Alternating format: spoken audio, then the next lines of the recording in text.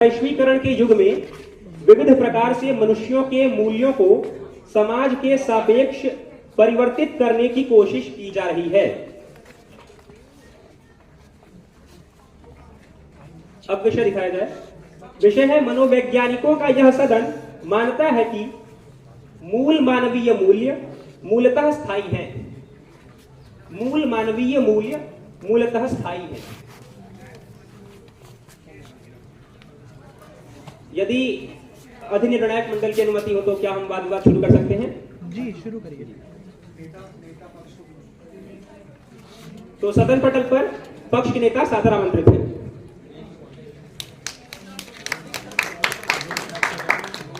सदन की गरिमा को मेरा नमन। तो हमारा जो विषय है उसको एक बार फिर हम बहुत ध्यान से देख लेते हैं कि वर्तमान वैश्वीकरण के युग में विविध प्रकार के मनुष्यों के मूल्यों को समाज के साथ सापेक्ष परिवर्तित करने की कोशिश की जा रही है।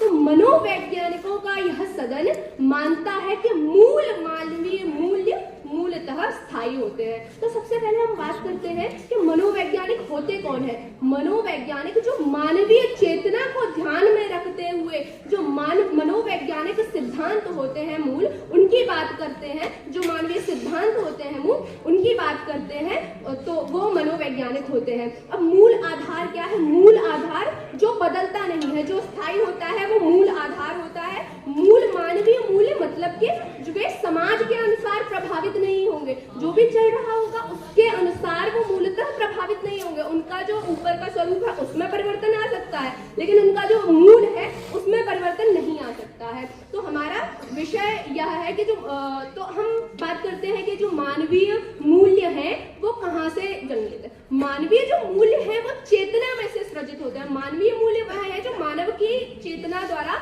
समाज के हित में सृजित होते हैं, फिर उनके व्यवहार में आते हैं। जैसे कि हम बात करते हैं दयालुता। तो आप किस प्रकार दयालुता दिखाते हैं, इसका तरीका बदल सकता है। इसका तरीका अलग अलग समाज में अलग अलग हो सकता है, लेकिन जो मूल भावना है वो क्या रहेगी? मूल भावना दयालुता रहेगी। तो जो चेतना से जो चीज ओरिजिनेट हो रही है, चेतना से जो निकल रही है, उसमें आप परिवर्तन कैसे कर सकते हैं? क्योंकि चेतना में उसके लिए परिवर्तन करना जरूरी होगा, और चेतना में परिवर्तन नहीं किया जा सकता तो जो वो मानवीय मूल्य है उनके मूल्य में परिवर्तन कैसे किया जा सकता है? समाज में सापेक्ष परिवर्तन की बात हो रही है कि वैश्वीकरण का दौर है। तो वैश्वीकरण के दौर में ऊपरी जो सतह है उस किस प्रकार से उन मूल्यों का प्रयोग किया जाएगा या किस प्रकार से वो मूल्य हमारे सामने आते हैं उसमें बदलाव आ सकता है, लेकिन मानवीय मूल्य जो निहित है उनमें बदलाव नहीं आ सकता। इसीलिए हम मानते हैं कि मनोवैज्ञानिकों का जो सदन है वो मानता है, जैसे कि कोई दान जब व्यक्ति करता है तो कोई दान करके दयालुता दिखाता है, कोई किसी व्यक्ति को रोड क्रॉस करके दयालुता दिखाता है, तो क्या इससे वह जो मूल सिद्धांत है दयालुता का उसमें बदलाव आ सकता है? नहीं, उसमें बदलाव नहीं आ सकता। अब हम वैश्वीकरण की जब बात करते हैं तो वैश्वीकरण के दौर में पहले एक जो छोटा समाज होता था उसकी बात होती थी। आज हम कह रहे हैं कि वैश्वीकरण मतलब समग्र जो विश्व है उसके अलग अलग जगहों के एक साथ आ जाता है, समग्र रूप में आ जाता है, चाहे वो आर्थिक आयाम हो या सामाजिक आयाम हो। तो सामाजिक आयाम में जब हम देखेंगे जब एक साथ आ रहा है तो एकता का सिद्धांत वो छोटे से समाज में भी वही था। अब हम अलग अलग वर्गों के एकीकरण की बात कर रहे हैं, तो इसका जो मूल सिद्धांत है वो क्या है? मूल सिद्धांत एकता है, और जो एकता है वो मानवीय चेतना में निहित है। इसीलिए हम कहते हैं कि जो मूल सिद्धांत, मूल जो मानवीय मूल्य है उसमें बदलाव नहीं आ सकता है, क्योंकि वो तो चेतना से होते हैं। जैसे कोई व्यक्ति जो है वो घृणा जो है वो एक मानवीय मूल्य नहीं है, प्रेम करना व्यक्ति का मानवीय मूल्य है। तो कई जो एक्सटर्नल फैक्टर्स होते हैं सोसाइटी में उनकी वजह से ऐसा हो सकता है कि उसमें थोड़ा सा बदलाव आ जाए ऊपरी सतह से, लेकिन उन कारणों को यदि हटा दिया जाए, वो जो बदलाव जिनकी वजह से आया है, जिस व्यक्ति में घृणा उत्पन्न हुई है, उन कारणों को अगर हटा दिया जाए, क्योंकि हमने कहा कि जो मानवीय मूल्य है वो समाज के हित में है, घृणा समाज के हित में नहीं होती है। तो अगर उन जो फैक्टर्स हैं, जो कारण हैं जिनकी वजह से घृणा उत्पन्न हो रही है, अगर उन कारणों को हटा दिया जाए तो वह व्यक्ति किस पे आ जाएगा? अपने मूल पे वापस आ जाएगा। मतलब कि मूल जो है प्रेम करना वह वही स्थायी रहता है। वो ढक सकता है, या दूसरे फैक्टर्स की वजह से उनमें बाहरी रूप में थोड़ा सा परिवर्तन हो सकता है, लेकिन यदि भीतरी रूप से देखे तो क्या इस व्यक्ति के भीतर का प्रेम खत्म हो गया? अगर खत्म हो जाता है तो उसको वापस लेना मुश्किल हो जाता उसको, लेकिन अगर उन कारणों को हटा दिया जाता है तो वो व्यक्ति वापस अपने उस पे आ जाता है। तो इसीलिए हम कहते हैं कि मानवीय मूल्य जो मूल है, मूलतः है, वह स्थायी है और मूल आधार, क्योंकि वो जो चेतना से सृजित है, चेतना में बदलाव करना, क्या कोई व्यक्ति चेतना में बदलाव कर सकता है? नहीं, चेतना में बदलाव नहीं हो सकता है। तो जो चीज चेतना से सृजित है, चेतना द्वारा सृजित है, उस चीज में आप कैसे बदलाव करेंगे? और वो मानवीय हित में है, मानव के हित की बात कर रहे हैं, वो मानवीय मूल्य जो है। तो किसी को बहलाया फुसलाया जा सकता है कि तुम अपने मूल जो वो है वो बचपन से जैसे परवरिश की जाती है, तो उस व्यक्ति को बहलाया फुसलाया जा सकता है कि नहीं, तुम्हें समाज का भला नहीं करना है। लेकिन यदि उस कारणों को हटा दिया जाए, उसकी जो परवरिश है उसको बदल दिया जाए, उसको अच्छे प्रभाव में ला दिया जाए, तो वो जो मानवीय मूल्य है कि कंपैशनेट होना चाहिए, समाज के हित में ही कार्य करना चाहिए, वो उसके वापस आ जाएंगे। तो जो मूल है वह तो स्थायी ही रहता है, उसमें एक्सटर्नल फैक्टर्स थोड़ा सा अफेक्ट कर सकते हैं, लेकिन मूल हमेशा स्थायी ही रहता है। और इसीलिए हम इस विषय के पुरजोर पक्ष में है कि कोई भी जो वैश्वीकरण हो, चाहे कितनी भी चीजें हो, उनकी वजह से मानवता के जो मूल्य है, उनके मूल स्वभाव में किसी भी प्रकार से परिवर्तन नहीं आ सकता है। उनके बाहरी रूप में परिवर्तन आ सकता है कि आप मानवता कैसे दिखा रहे हैं, आप दयालुता कैसे दिखा रहे हैं, आप एकता को कैसे प्रदर्शित कर रहे हैं, उसमें बदलाव आ सकता है। आप अपने राष्ट्र का समर्थन कैसे कर रहे हैं, उसमें बदलाव आ सकता है, लेकिन जो राष्ट्र की भावना होगी उसमें बदलाव नहीं आ सकता। तो इसीलिए हम कहते हैं कि जो चेतना का मूल होता है, जो मानवीय मूल्यों का मूल होता है, जो चेतना से सृजित होता है, वह किसी भी हालत में वह बदल नहीं सकता है, वह स्थायी होता है और उसका स्वरूप स्थायी होता है। और वैश्वीकरण और तमाम जो चीजें हैं उनकी वजह से जो मूल है वो परिवर्तित नहीं हो सकता है। धन्यवाद।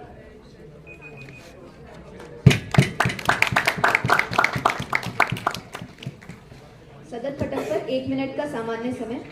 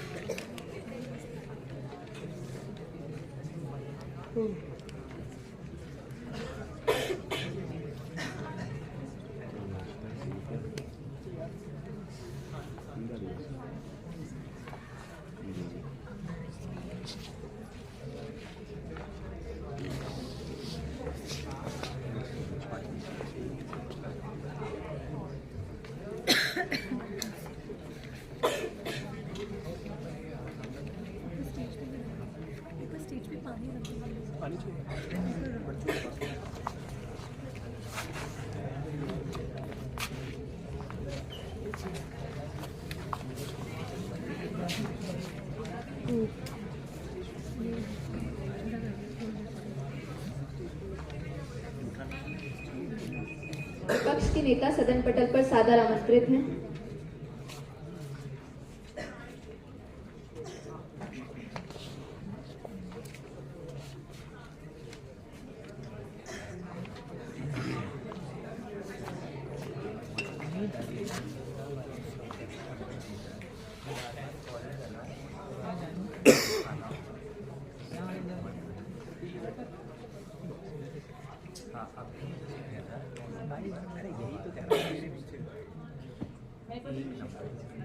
मनोवैज्ञानिकों का यह सदन मानता है, माइक लगा लो। अच्छा, मनोवैज्ञानिकों का यह सदन मानता है कि मूल मानवीय मूल मूलतः अस्थायी। 3, 2, 1। सदन की गरिमा को मेरा नमन। सदन पटल रखे गए विषय के पुरजोर विपक्ष में सबसे पहले महोदय को समझना होगा कि हमारा जो विपक्ष है वो कहा जाता है कि मनोवैज्ञानिक चेतना का अध्ययन करते हैं। हम कहते हैं कि जो मनोवैज्ञानिक होते हैं वो वैज्ञानिक रूप से मानवीय स्थितियों का अध्ययन करते हैं, और स्थिति हम जानते हैं परिवर्तनशील होती है। फिर महोदय को समझना होगा कि जो मनुष्य की बात करता है, मनुष्य एक सामाजिक प्राणी है और वह समाज की परिस्थितियों के अनुसार अपने आप को रिजेक्ट करता है। फिर हमारा जो विपक्ष कहा जाता है मूल मानवीय मूल्य जो नहीं बदल सकता है। लेकिन महोदय, जो मूल मानवीय मूल्य जो मानव के अंदर निहित जो बात करके जाता है, मैं इसका खंडन इस प्रकार करता हूं कि महोदय, जो मूल मानवीय मूल्य है वो वो ऐसा कुछ मूल मानवीय मूल्य नहीं होते। मानवीय मूल्य होते हैं लेकिन वो मूल नहीं होते हैं। मानवीय मूल्य कहाँ से आते हैं? समाज की परिस्थितियों से आते हैं, क्योंकि जो मानव है वह समाज से अपनी सभी परिस्थितियों को देखकर अपने आप के लिए एक पैरामीटर एस्टेब्लिश करता है। और हम जानते हैं कि समाज परिवर्तनशील है, और जैसा संदर्भ में दिया गया है कि वैश्वीकरण के युग में विश्व बदल रहा है। आज विश्व बदल जाए तो मानवीय मूल्य भी बदल जाएंगे। यह एक फैक्ट है। और महोदय, जैसे हमारा विपक्ष कहते जाता है कि जो चेतना होती है वह हर परिस्थिति में सेम कार्य करती है, लेकिन हम जब महोदय अगर दो व्यक्तियों को सेम परिस्थिति में लाके रखा जाए तो और उनके अगर एक्सटर्नल फैक्टर ना लगाया जाए तो वह दोनों अलग अलग डिसीजन लेते हैं। यह क्या साबित करता है कि दो व्यक्ति सेम परिस्थिति में और अलग अलग डिसीजन यह शो करता है कि दोनों के मूल्य जो है वो मूलतः नहीं है। जो मूल मानवीय मूल्य जो बात करती है वो नहीं है, परिस्थिति जन्य है। तो फिर महोदय एक और बात हमारे विपक्ष कह के जाता है, वो अपने आप को कॉन्ट्रडिक्ट करके इस तरह जाता है कि जो मानवीय मूल्य है वो एक्सटर्नल फैक्टर से नहीं होते हैं। फिर हमारे जो विपक्ष की जो नेता है वो कह के जाती है कि मानवीय मूल्य अगर कोई बहला फुसला दे तो इफेक्ट हो जाते हैं। तो एक कैसे मूल मानवीय मूल्य है जो किसी को बहलाने फुसलाने या किसी और के एक्सटर्नल फैक्टर से इफेक्ट हो जा रहे हैं? अगर वो मूल रहते तो हर फैक्टर में एक जैसे बिहेव करते। हम जानते हैं महोदय कि जो विश्व है उसमें बहुत सारे, अब जानते हैं कि जब हम इवोल्यूशन की दृष्टि से आते हैं तो इवोल्यूशन में हम जानते हैं कि जब मानव को अपनी आवश्यकता पड़ी तब तक उसने अपने आप को उस परिस्थिति के अनुसार अपने आप को परिवर्तित कर लिया। जैसे जब मानव को लगा कि अब हमको एक कृषि की तरफ जाना है तो उसने पारिवारिक संबंध बनाने शुरू कर दिए। उसके अभी तक उसका जो मूल कर्तव्य था वह था सर्वाइवल के लिए वो जी रहा था। और लेकिन जब उसने कृषि का आविष्कार कर लिया तो उसने देखा कि अब जो मूल कर्तव्य है वह अब मेरे कृषि की तरफ जा रहे हैं। और जब संसाधनों की आवश्यकता पड़ी तो उसने अपने आप के लिए परिवार बना लिए। तो इस तरह हम देख सकते हैं कि जो मूल मानवीय मूल है वो परिस्थिति जन्य होते हैं। महोदय, हम विपक्ष से एक प्रश्न पूछना चाहते हैं कि अगर आपके मूल मानवीय मूल्य अगर समान है, हर परिस्थिति में अगर सेम है, तो अगर किसी के प्रति आपकी अगर हर परिस्थिति में आज यहाँ पे बैठे व्यक्ति और कहीं दूसरे जगह बैठे व्यक्ति के बीच में अलग अलग प्रकार की भावनाएं आती हैं,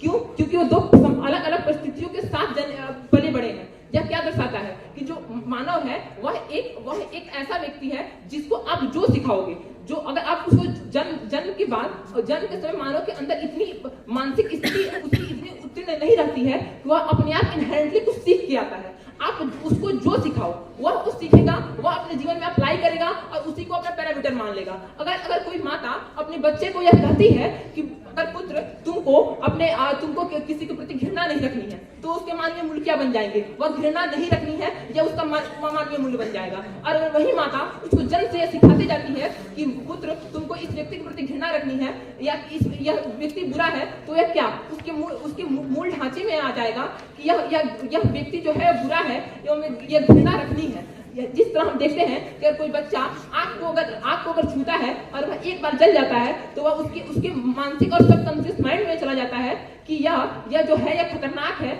और इसको हमको नहीं छूना चाहिए, क्योंकि यह देखते हैं कि इसके मूल रूप से जो मानव होता है वह पूरी तरह से ऐसा कुछ नहीं होता है, जो एक स्टैंडर्ड सेट होता है।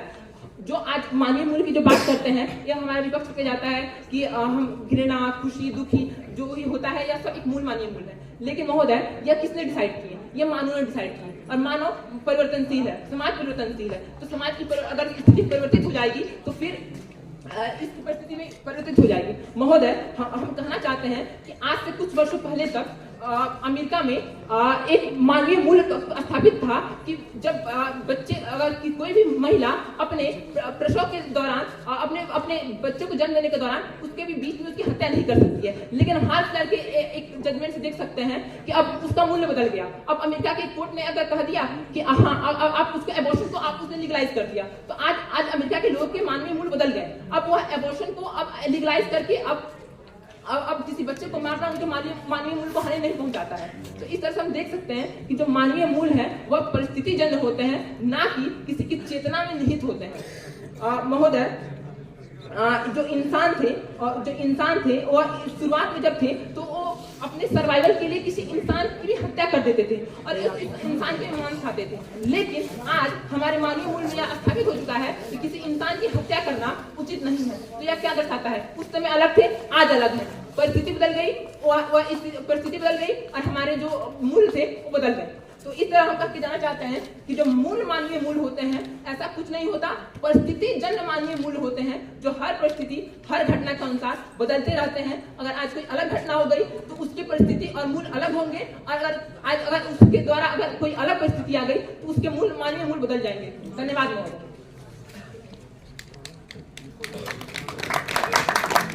सदन पटल पर पक्ष के उपनेता सादर आमंत्रित हैं।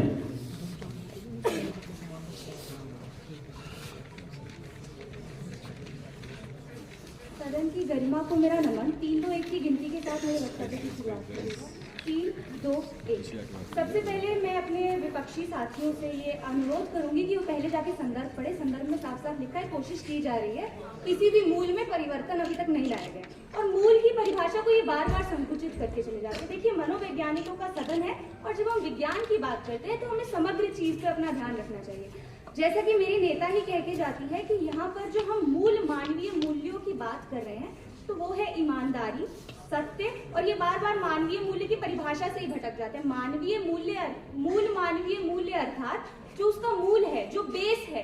बेस क्या है? बेस है सच्चाई, ईमानदारी, प्रेम, धर्म की स्थापना। अब अगर मैं एक उदाहरण लूं तो अगर हम श्री राम और श्री कृष्ण की भी बात करें तो श्री राम ने भी रामायण में धर्म की स्थापना की, श्री कृष्ण ने भी महाभारत में धर्म की स्थापना की। देखिए, दोनों का तरीका अलग था। वही मेरी नेता भी कह के गई और वही मैं भी कह रही हूँ, तरीका अलग था।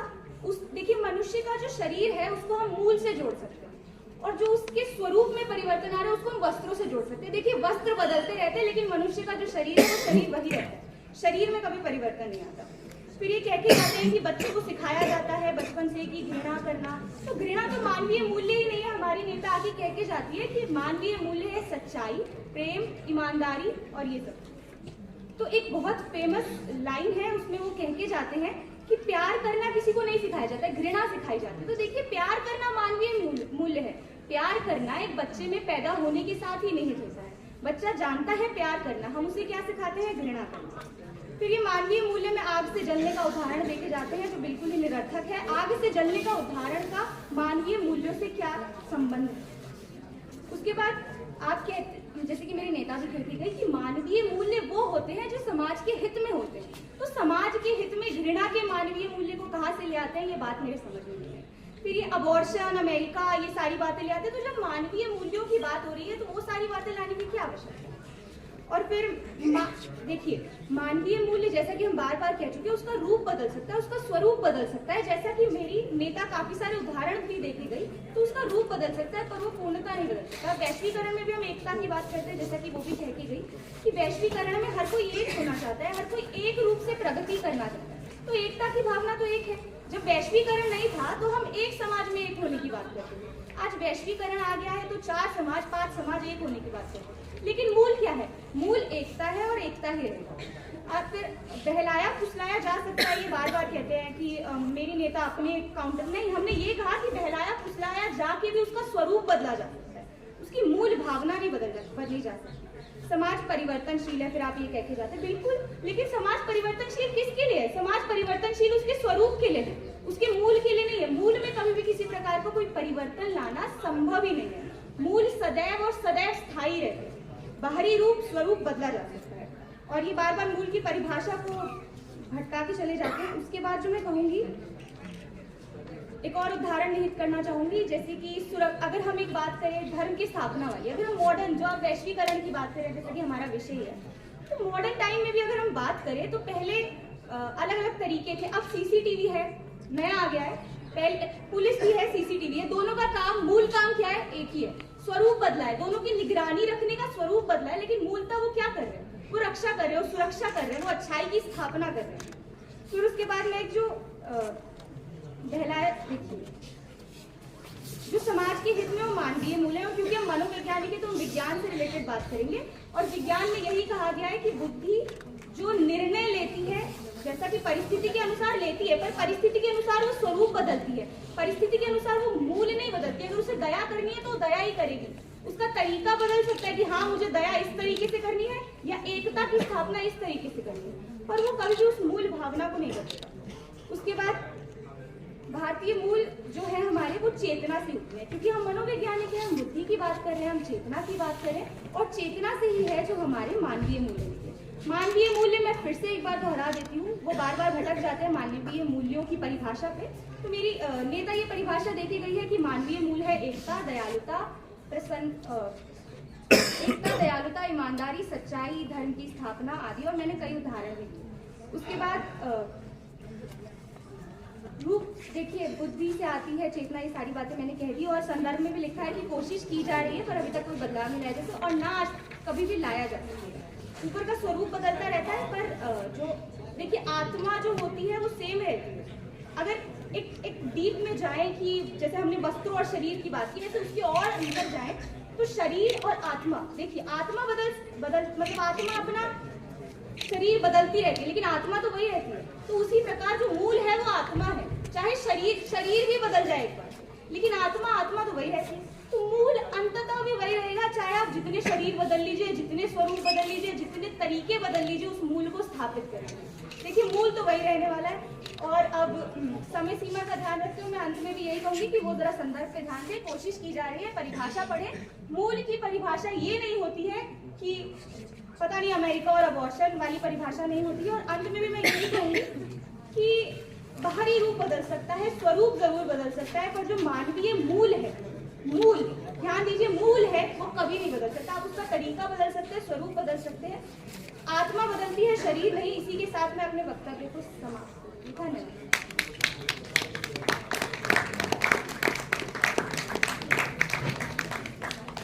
सदन पटल पर विपक्ष के उपनेता आमंत्रित हैं।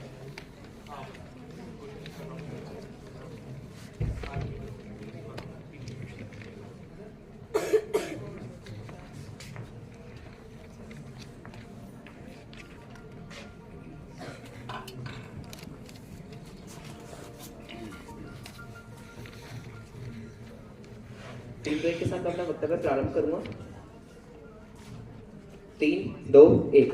सदन गरिमा को मेरा नमन। सदन पटल पर रखे गए विषय, मनोवैज्ञानिकों का यह सदन मानता है कि मूल मानवीय मूल्य मूलतः स्थायी है के पुरजोर विपक्ष में। महोदय, जो हमारे साथी वक्ता पक्ष के आते हैं वह कह के जाते हैं कि मानवीय मूल्य की परिभाषा की वह बात करके जाते हैं। महोदय, अगर मानवीय मूल्य स्थायी होती, मेरा पहला प्रश्न आपसे ये है, अगर मानवीय मूल्य स्थायी होते तो बुराइयां ही क्यों होती समाज में? समाज में बुराइयां आज के टाइम पे, आज के समय में बुराइयां व्याप्त है, तो इसका अर्थ है कि मानवीय जो मूल्य है वह सर्वव्याप्त नहीं है, वह स्थायी नहीं है। इसके साथ ही महोदय हमको समझना पड़ेगा, जो हमारे साथी वक्ता आते हैं वह समझा के जाते हैं कि मूल मानवीय मूल्य नाम में जो मूल्य आ रहा है, ये मूल्य ही हमारा स्थायी नहीं है, यही टेम्पररी है, यही हमारा परिवर्तनशील है। क्यों है? क्योंकि मनोवैज्ञानिकों के सदन में वह कह के जाते हैं, मनोवैज्ञानिकों का सदन क्या देखेगा?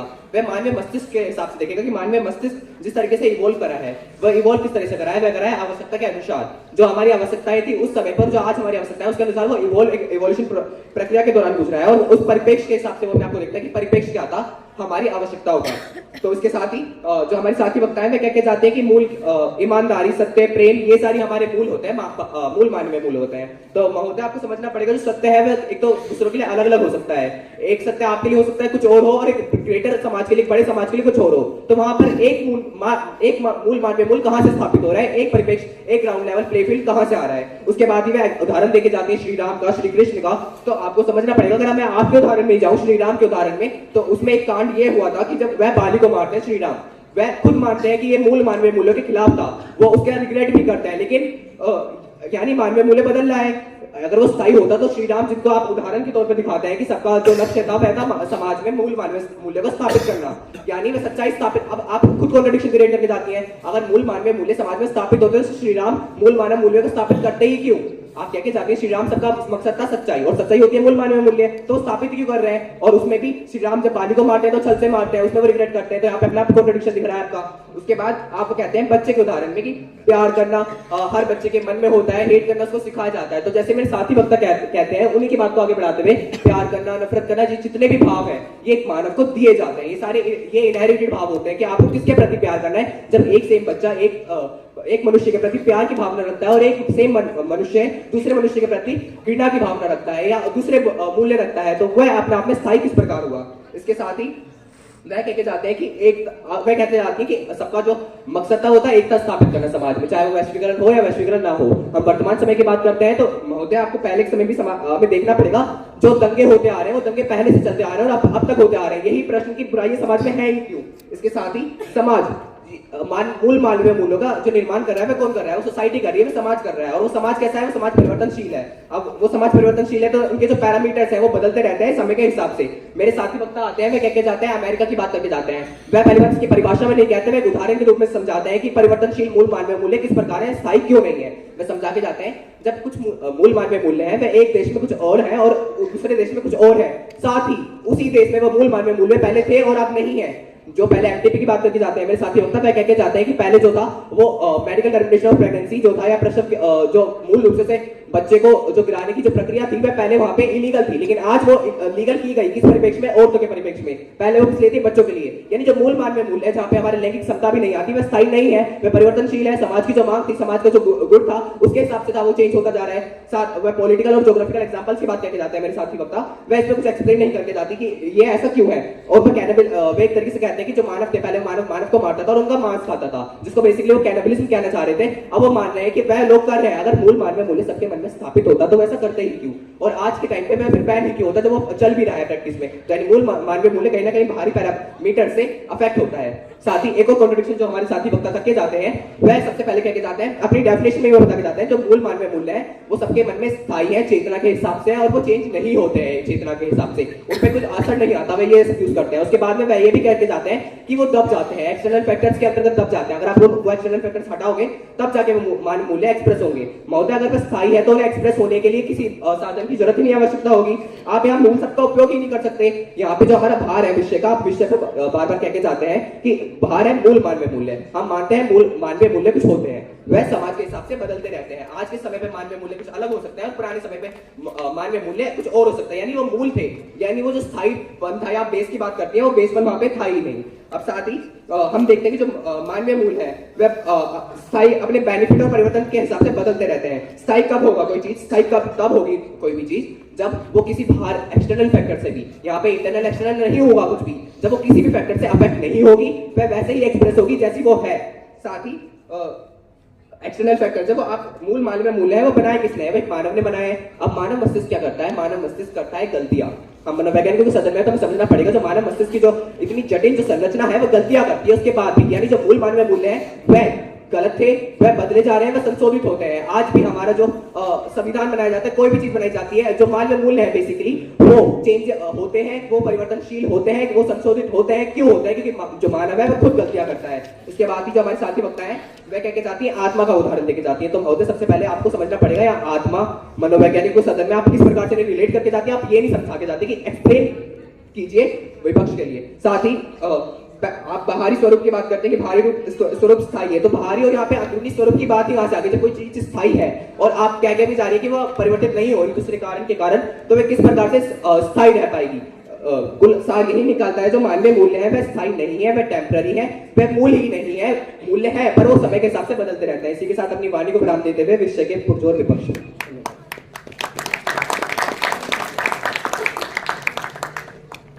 सदन पटल पर प्रश्नोत्तरी की तैयारी हेतु 2 मिनट का सामान्य समय।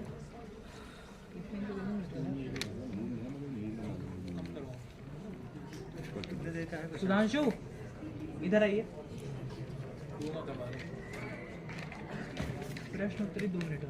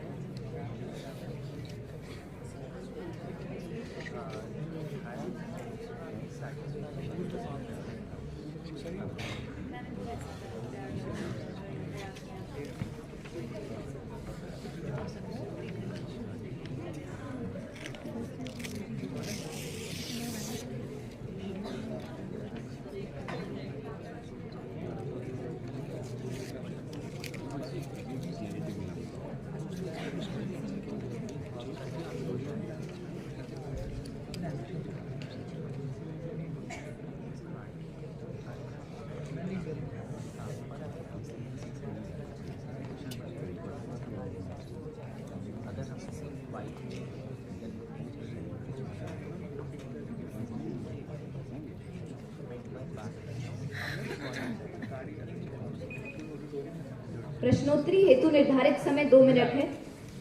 विपक्ष दल से अनुरोध है कि पक्ष के एक वक्ता को प्रश्नोत्तरी हेतु आमंत्रित करें। 2 मिनट चेंज कर दिया निर्धारित समय 2 मिनट है।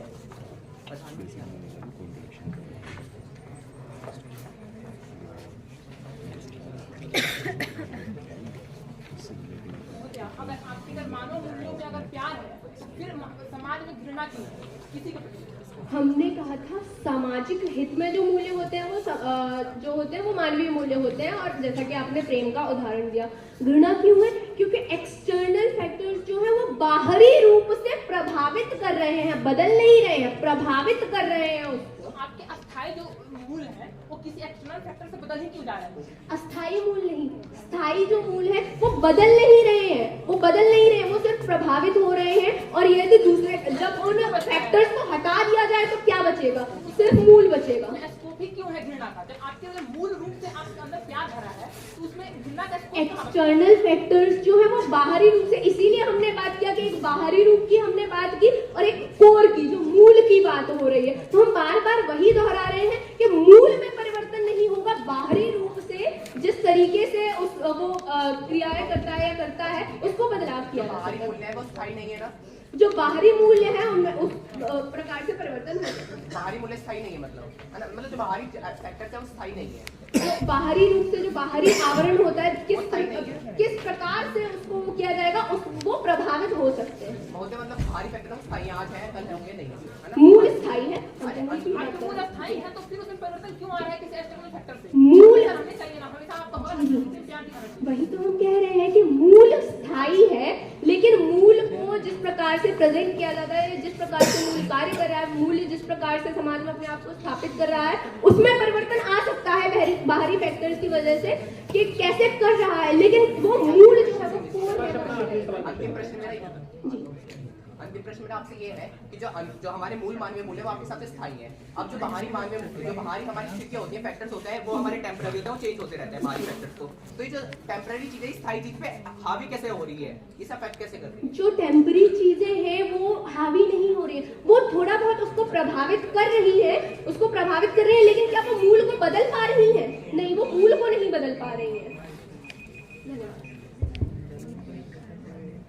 पक्ष दल से अनुरोध है विपक्ष के किसी भी वक्ता को प्रश्नोत्तरी हेतु आमंत्रित करें।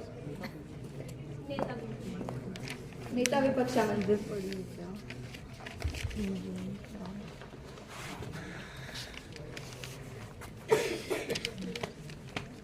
वैश्वीकरण से आप क्या समझते हैं? वैश्वीकरण से कि एक ऐसे ग्लोबलाइज्ड दुनिया जिसमें सभी एक दूसरे से जुड़े हुए हैं। मतलब कि एकता। हाँ, एक एकता का भाव। हाँ, तो समाज में जब वैश्वीकरण नहीं था तो एकता थी कि नहीं? देखिए महोदय, इस वैश्वीकरण के साथ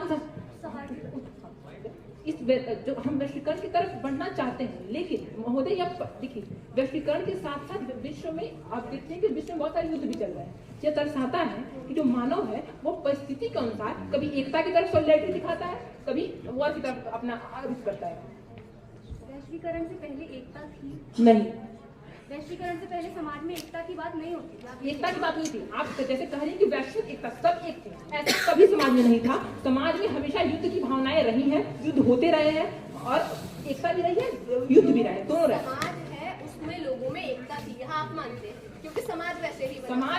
समाज के कुछ लोगों में एकता थी, कुछ लोगों में एकता नहीं थी। जो लोगों में एकता थी उसकी वजह से वह समाज कहलाया। हाँ या नहीं? हाँ, जब सब लोग एक साथ एक कॉमन इंटेंशन के साथ आए तो समाज कहलाया। और वैश्वीकरण में भी हम एकता की बात कर रहे हैं।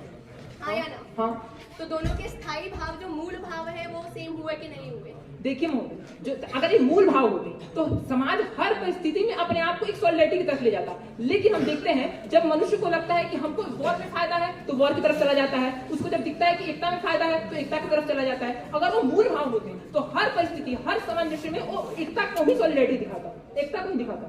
तो बाहरी रूप में परिवर्तन आया, आंतरिक रूप में परिवर्तन नहीं। अगर कोई बात देखिए, आंतरिक है इसीलिए बाहर परिवर्तन आ रहा है, इसलिए नहीं परिवर्तन आ रहा है कि वह बाहरी है।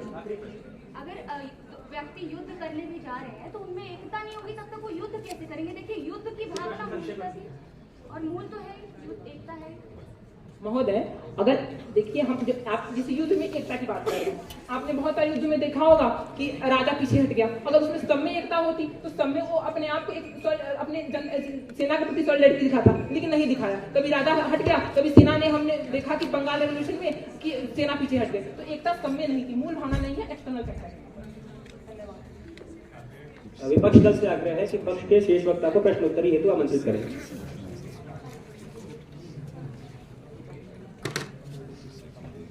आप सत्य को मानवीय मूल्य बताते हैं, मूल मानवीय।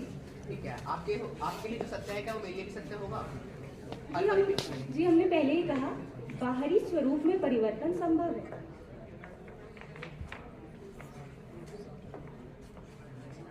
ऐसे ही रहने दो, आ रही आवाज, बोलो ऐसे। आप मनोवैज्ञानिकों के सामने बैठे हैं, आपको वैज्ञानिक विवेचना करनी है, मन का वैज्ञानिक विवेचना करनी है, फिर आप आत्मा का कॉन्सेप्ट कहाँ से लाते हैं? आत्मा का वैज्ञानिक प्रूव करते हैं। देखिए, आत्मा को वैज्ञानिक रूप से प्रूव करने के लिए मैं आत्मा का कॉन्सेप्ट नहीं लाई। आत्मा सुन लीजिए, मेरे को उत्तर तो दे दीजिए। आत्मा केवल एक उदाहरण है, आत्मा का कोई भी वैज्ञानिक संबंध हमने नहीं बताया। आत्मा हमने एक उदाहरण दिया है। आप हर चीज का वैज्ञानिक तो आप कॉन्सेप्ट उदाहरण में कहती हैं अगर आत्मा स्थायी है तो मानवीय मूल्य भी स्थायी होंगे। आपने मतलब में इसको स्थान देते हैं कि आत्मा बदलती है, जैसे शरीर बदलता है, इस प्रकार से हमारे जो मानवीय मूल्य है वे स्थायी रहेंगे आत्मा की। मानवीय मूल्य पूर्णतः स्थायी रहेंगे, स्वरूप बदलेगा, बाहरी रूप बदलेगा। देखिए, आत्मा जैसे बदलती है और दूसरे शरीर में जाती है, वैसे ही स्थायी रूप ही रहेगा। तो स्वरूप बदल सकता है, बाहरी आवरण बदल सकता है, वो आंतरिक रूप से, स्थायी रूप से कभी नहीं बदलेगा। मानवीय मस्तिष्क का विकास किस प्रकार हुआ है? मानवीय मस्तिष्क का विकास किस प्रकार हुआ है? मानवीय मस्तिष्क का विकास परिस्थितियों के अनुसार हुआ, लेकिन परिस्थितियों के अनुसार उसमें स्थायी रूप में परिवर्तन नहीं रहा है। परिस्थितियों के हिसाब से हुआ है ना? जब परिस्थितियां अलग थी उस समय पर, आज के समय परिस्थितियां अलग है, तो मानवीय मूल्य समान कैसे होंगे? मानवीय मूल का स्थायी रूप समान है, बाहरी रूप से बदला। ये स्टेटमेंट है कैसे?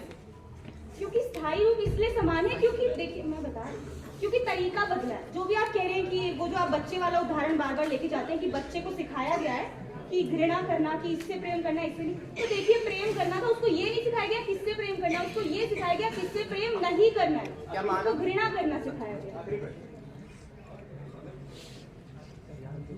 मानो आप जैसे मानव है, उसके नैचुरल गुण होता है कि वह मिस्टेक भी करता है, अच्छे काम भी करता है, संशोधित भी करता है और अपने हिसाब से हमेशा बदलता रहता है। तो आपको नहीं लगता कि अगर मूल कारण होते तो हम जैसे सेम रहते, बात बदलते रहते हैं? देखिए, हम बार बार कहते जाते हैं बाहरी रूप में परिवर्तन आया, उसका ध्येय हमेशा सही करने का होता है। एक्सटर्नल फोर्स से बाहरी रूप में परिवर्तन आ गया, आंतरिक रूप में कभी परिवर्तन नहीं। धन्यवाद। पक्ष दल से आग्रह है कि विपक्ष के शेष वक्ता को प्रश्नोत्तरी हेतु आमंत्रित करें।